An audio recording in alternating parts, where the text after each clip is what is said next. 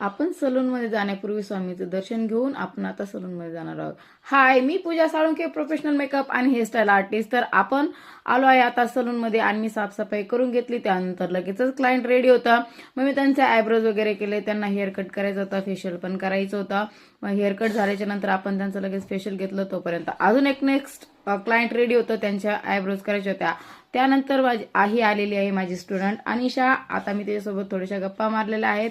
आणि त्यानंतर माझे केस थोडेसे फ्रीजी झाले होते, खूप खराब झालेले होते. तर मला करायचा होता हेअर स्पा. मग मग काय, श्रावणीचं म्हणणं होतं मम्मी मी करू. म्हटलं ठीक आहे चल. मग तिनं श्रावणीने केला माझा हेअर स्पा.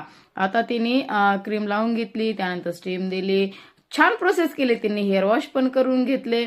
आता हेअर वॉश केल्याच्या नंतर तिने ड्राय करण्यासाठी घेतले. तोपर्यंत अजून 2-3 क्लायंट येऊन मग काय राहू दिले माझे हेअर ड्राय करायचे तसेच. आणि लगेचच सुरू केलं आपल्या सर्व्हिसला. तर आपण काय केलं, लगेचच त्यांना फेस वॅक्स वगैरे हँड वॅक्स करायचं होतं, ते करून घेतलं.